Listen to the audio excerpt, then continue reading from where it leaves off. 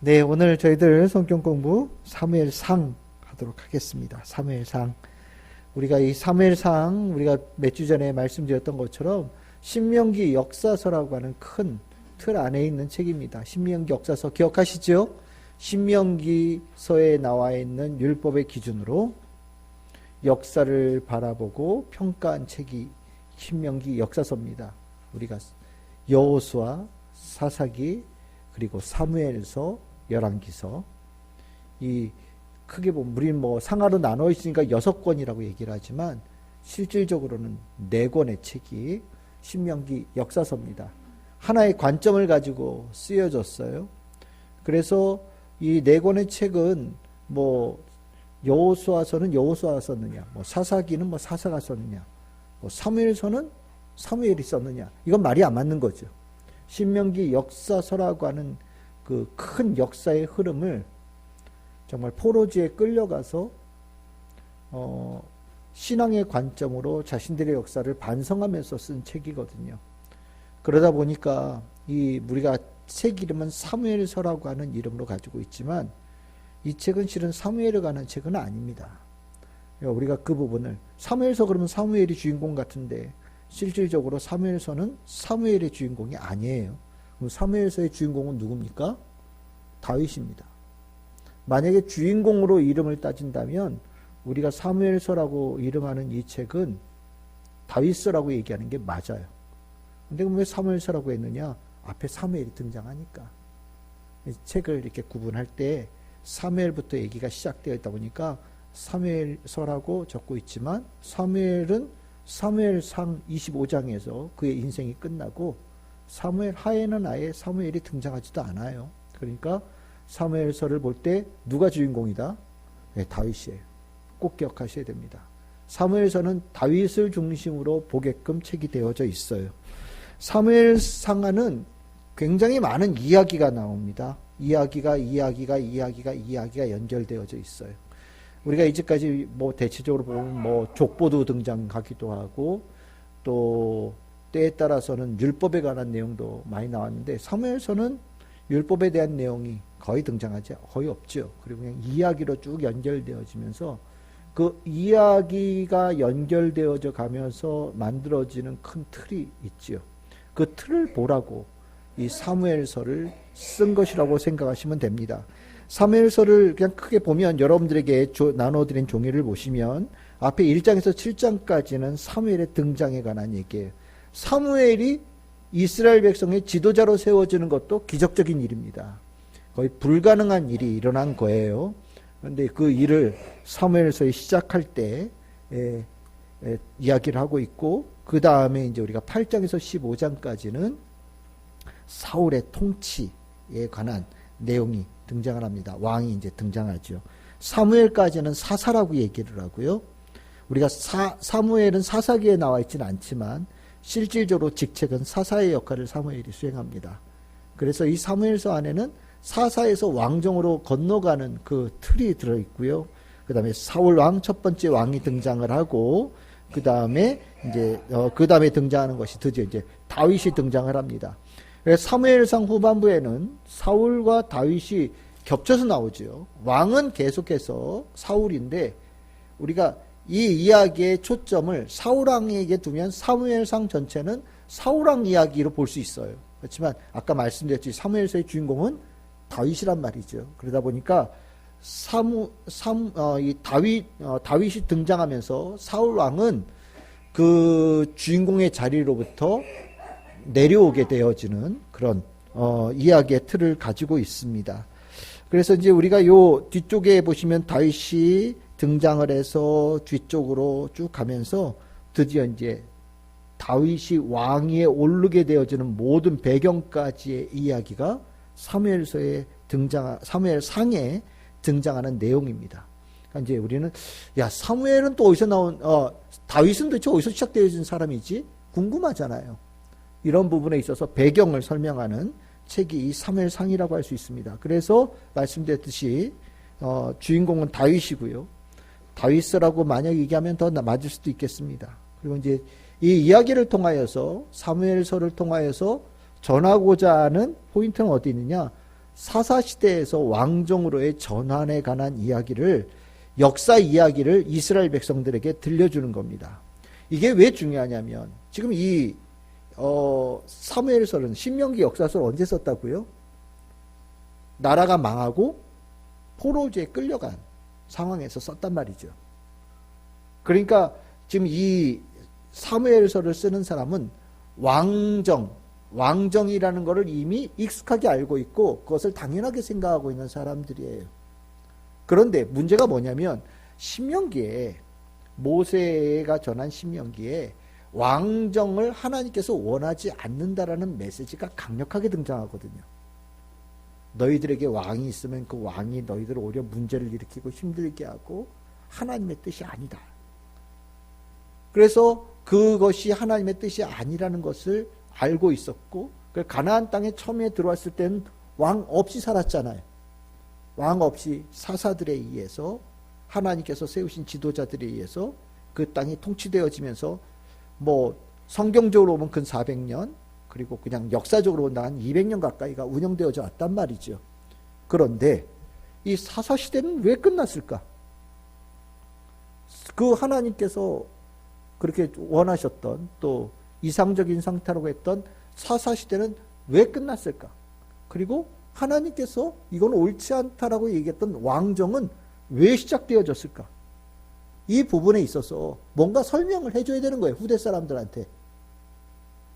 그 설명의 내용이 사무엘상에 등장한다라는 겁니다. 그래서 이 사무엘상에 등장하는 이 사무엘, 사울, 다윗은요, 이 모양새가 좀 독특한데 사사도 아니고 전형적인 사사도 아니고요, 전형적인 왕도 아니에요. 제가 왜 이런 말씀을 드리냐면 사무엘 보면 사사는 보통 제사는 잘 안 했거든요, 그렇죠? 근데 사무엘 보면 제사장의 역할을 꽤나 많이 수행하거든요. 제사장으로서도 활동하고 또 사사로서 전쟁을 이끄는 군사적인 지도자의 역할도 한단 말이죠. 이스라엘 백성 전체의 재판을 이끌어가는 역할도 해요. 그러니까 사무엘의 역할이 이게 조금 우리가 사사기에 알고 있는 사사의 모양하고 조금 달라요. 그러면 사울은 어떠냐? 왕은 왕이에요. 왕은 왕인데 우리가 기본적으로 왕은 어떠냐면 왕조라는 게 있잖아요. 왕의 집안이 있단 말이죠. 그래서 왕의 집안, 그 다음에 왕은 누가 돼요? 그의 아들이 되죠. 또 그의 아들이 되어지고 그 아들이 되어지고, 한 집안에 의해서 왕가가 통치되어지면서 그 나라의 정체성을 형성한단 말이에요. 그런데 사울을 보면 원래 왕의 집안이었느냐? 그건 아니죠. 첫 번째 왕이니까. 그럼 뭐 대단한 권세가 있고 영향력이 있는 집안이어서 왕에 뽑혔느냐? 그것도 아니에요. 12지파 중에 제일 작은 지파, 베냐민 지파. 그 중에서 별로 그렇게 큰 영향력을 끼치지 못하는 작은 집안에 있는 아들. 제비 뽑기 해가지고 뽑혔단 말이죠. 사울 자신도 자신이 누군가 앞에 서는 거에 대해서 부끄러워하는 정도의 사람이었단 말이에요. 우리가 알고 있는, 익숙하게 알고 있는, 대부분이 알고 있는 왕의 모습과 상당히 달라요.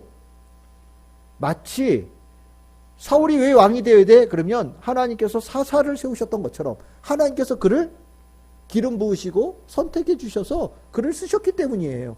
그리고 그걸 어떻게 입증하느냐? 전쟁에 나가서 이기는 걸로 입증하거든요. 그러니까 사울은 왕인데, 명칭은 왕인데 스타일은 꼭 사사예요. 명칭은 왕인데 스타일은 사사다. 더 결정적인 것은 그 다음에 그 사울의 아들이 누굽니까? 요나단이죠. 근데 요나단이 자기가 왕 될 생각을 안 해요. 왕위를 생각하지도 않아요. 우리는 보통 그 아들이 왕이 된다고 생각하는데 그런 인식이 없어요. 그럼 뭐야? 왕이 세워졌는데 그 다음 왕은 또 하나님께서 사사를 세우듯이 또 세워져야 되는 문제들이 등장한단 말이에요. 정말 다윗이 왕위에 오르게 되어지는 계기가 어떻게 돼요? 사무엘이 가서 다윗에게 기름 부었잖아요. 마치 하나님께서 기름 부어서 사사들을 세운 것처럼 왕을 세우는데도 똑같이 사사처럼 세우는 일이 다윗까지 이어진단 말이에요. 그러니까 이 틀이, 우리가 왕정이라고 하는 이 틀이 하나님께서 정말 그렇게까지 이 이스라엘 백성이 다른 백성들이 살아가는 왕정처럼 이스라엘 백성을 이끌고자 하는 뜻이 없었다라는 것이 사무엘서에 아주 노골적으로 드러납니다. 근데 이것이 이제 바뀌게 되어지는 계기가 있죠. 그게 뭐냐면 다윗이 너무 잘해. 네. 다윗이 너무 잘해.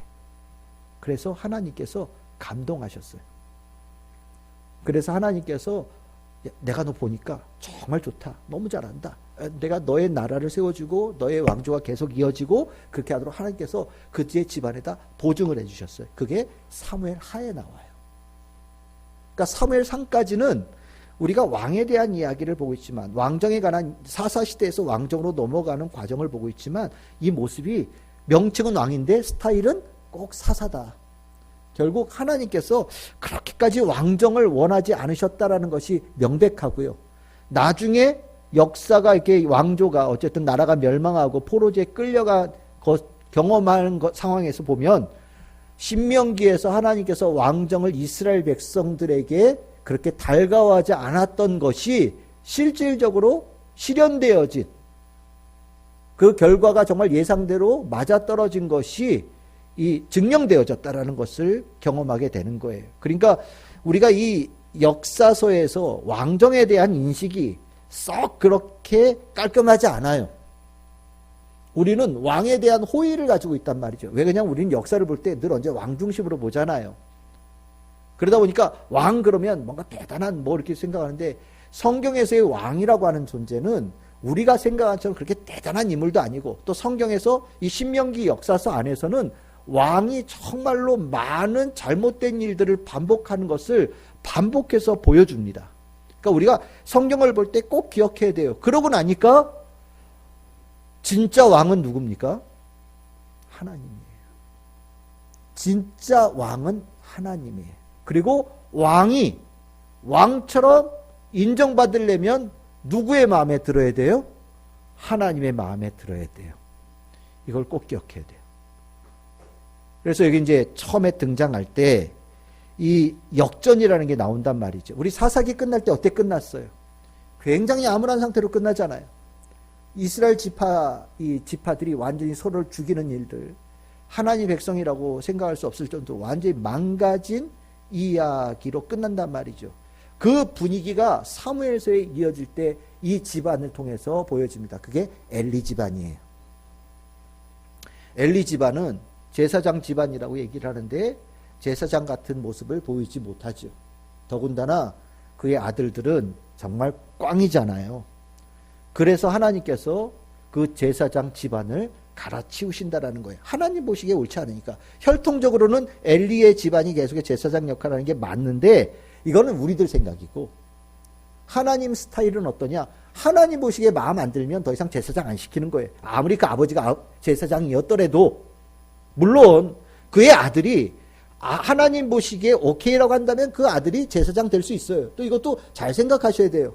아버지가 제사장이었는데 아들까지 제사장하는 거는 잘못된 거 아닙니까? 성경적으로는 그렇지는 않아요. 아버지가 제사장인데 그 아들이 제사장 될 수 있어요. 조건이 있죠. 하나님 보시기에 괜찮아야 돼요. 괜찮아야 돼요.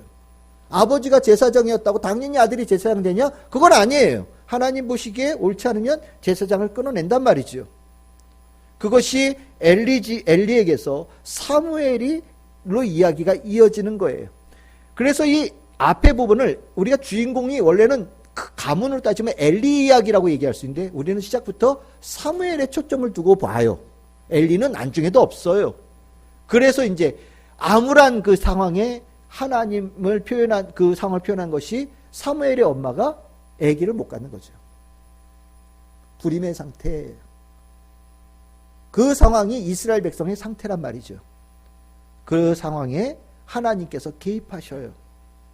누군가가 하나님 앞에 간절히 기도하고 그 기도를 하나님께서 들어주시고 하나님께서 그에게 생명의 손길을 내려주셔서 하나님의 역사를 이어갈 인물을 탄생하게 하신다. 그게 누구예요?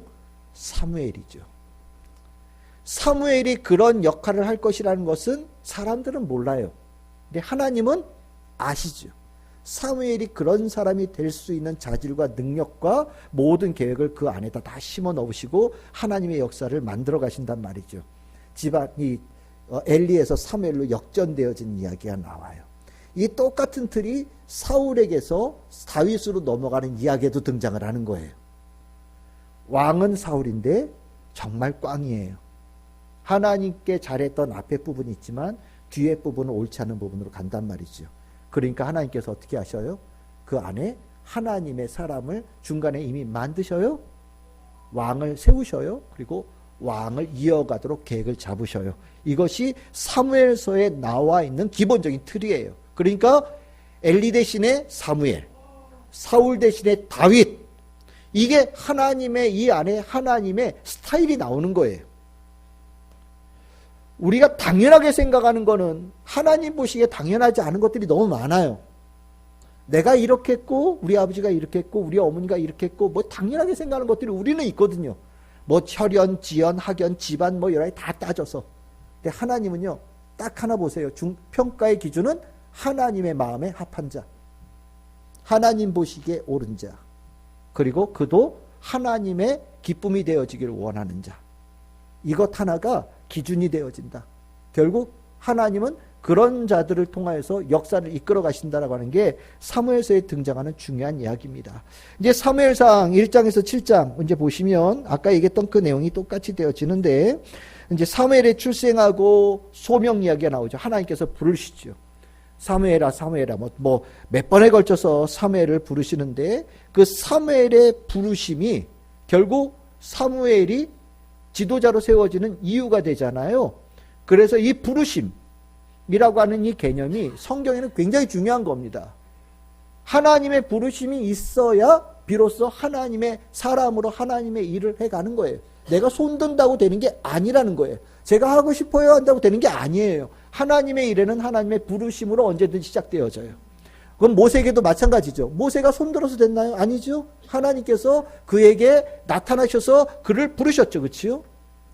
그래서 이제 우리가 이제 신학교에 가면 이제 처음에 신학생들 와서 면접 보거든요.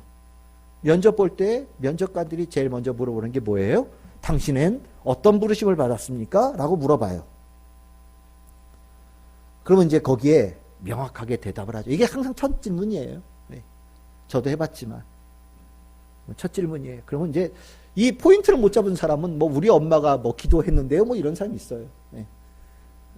저는 안 하고 싶었는데 우리 엄마가 기도했는데 응답을 받으셨다고 그래가지고 할 수 없이 가라고 그래가지고 왔어요. 그러면 이제 1년 있다 오세요. 그렇죠. 네. 하나님께서 본인을 불러야지. 그러면 엄마가 와야지. 그렇잖아요. 엄마가 와야지. 왜 본인이 와? 다시 갔다 오세요. 성적이 중요하지 않아요. 부르심이 중요한 거예요.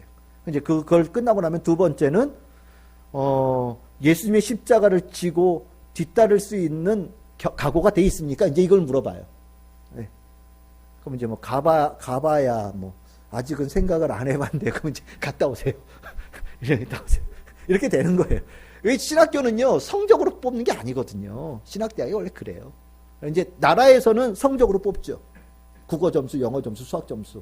그래서 나라에서 개입해서 하는 신학대학은 그런 식으로 운영을 해서 학생을 뽑고, 이제 나라에서 개입하지 않고 교단에서 운영하는 신학교들은 성적이 중요하지 않아요. 이거 부르심과 내가 예수 뒤를 십자가를 지고 따를 수 있느냐에 대한 이 두 개의 질문이 일단 기본이에요. 그리고 나서 이제 성경 점수가 몇 점이 나왔는지 보고, 영어 점수나 뭐 몇 점이 나왔는지 보고, 읽고서 이해는 됐는지, 그리고 이제 혹시 또 너무 이렇게 나무 붙잡고 기도 오래 하신 분들이 가끔 있어요.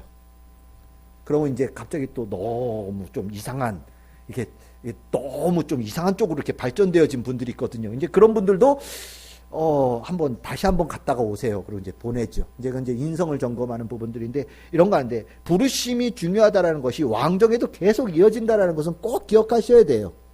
중요한 거예요. 그러니까 여러분들이 다른 말로 표현하면 여러분들 직분을 받았잖아요. 직분도 다 부르심으로 시작되어진 거예요. 내가 하고 싶어서 된 게 아니라는 거예요. 나는 안 하고 싶었는데 목사님이 할 수 없이 시켜줘. 할 수 없이. 그거는 엄밀하게 얘기하면은 준비가 안 된 사람이죠. 하나님의 부르심이 끝까지 주님을 따를 수 있는 이유가 되는 거예요.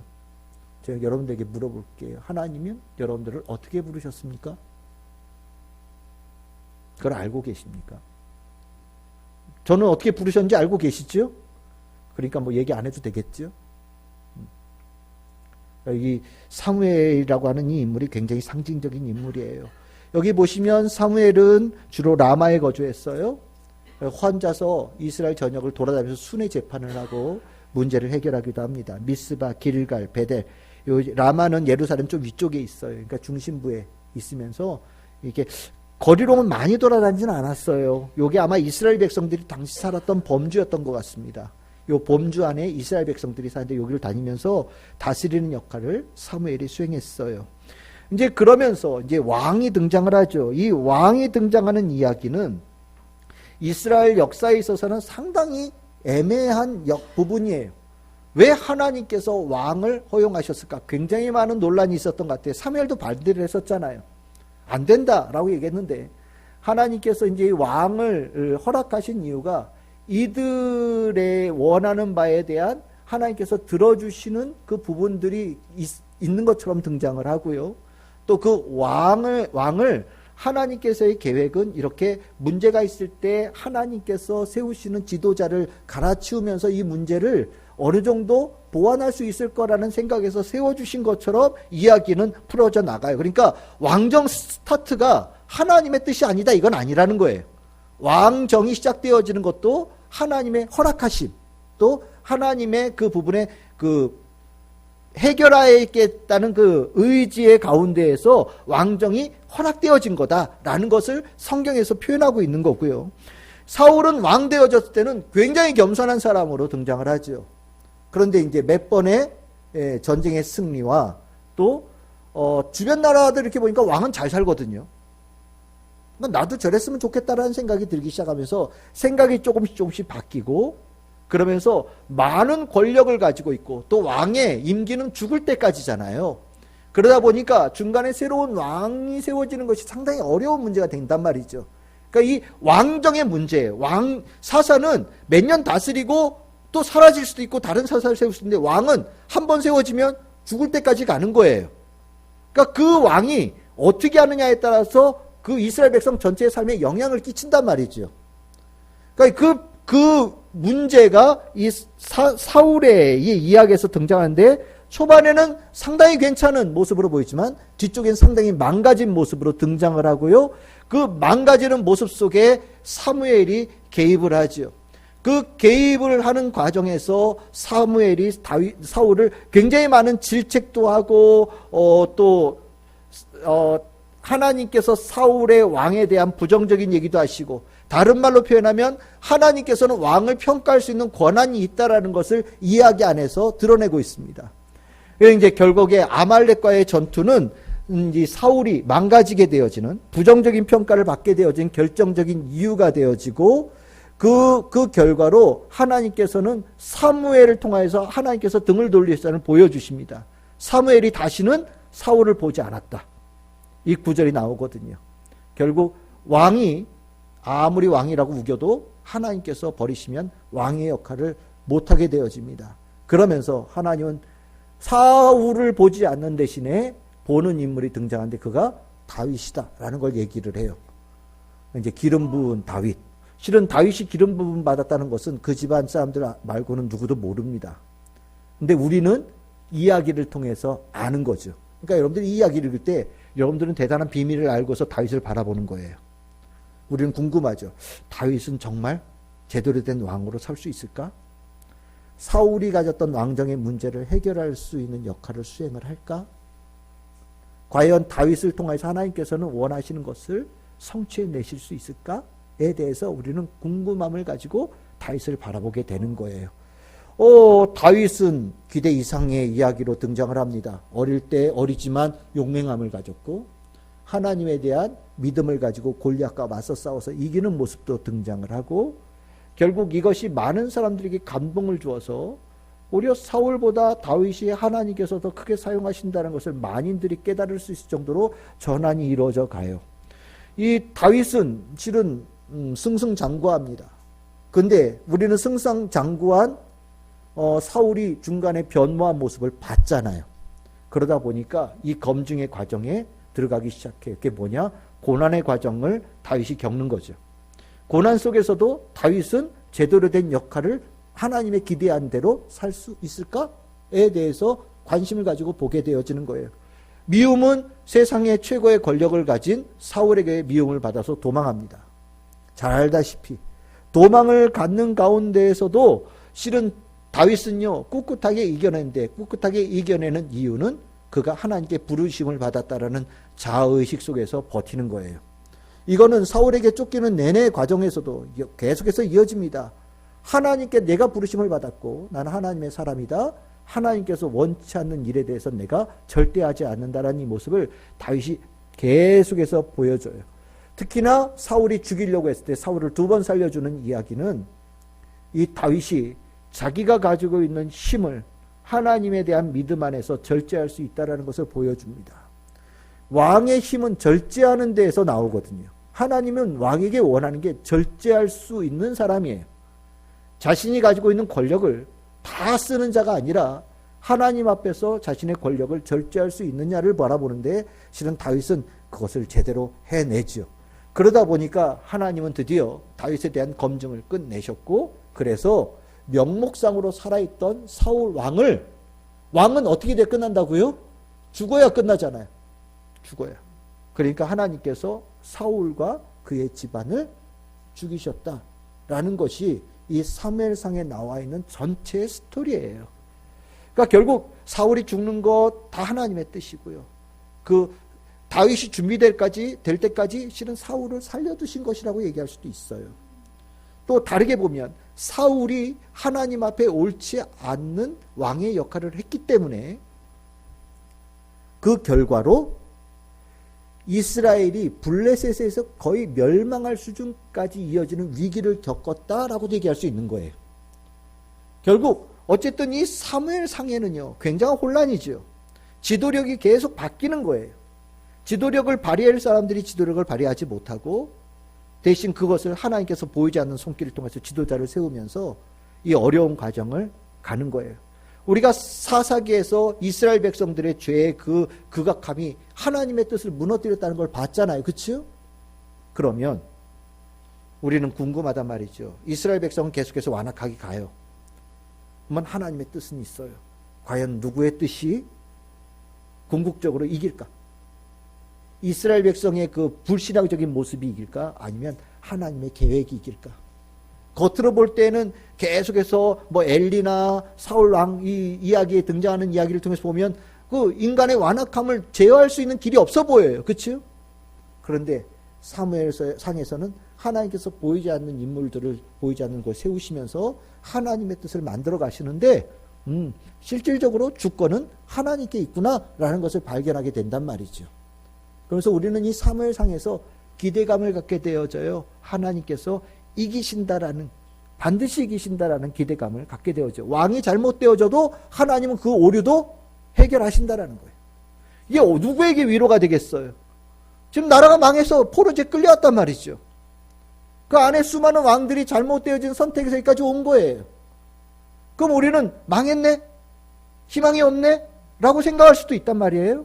그런데 우리는 이걸 보면 희망을 가질 수 있죠. 하나님은 이 시간 보이지 않는 손길로 누군가를 세워가고 계셔요. 그리고 왕이 만들어내는 수많은 오류를 하나님께서는 해결하신단 말이죠.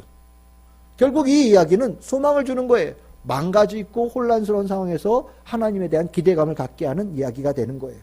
그럼 결론적으로 이 다윗에 대한 하나님께서 합격점의 이 평가는 어디에서 나오느냐? 아비가일의 평가예요.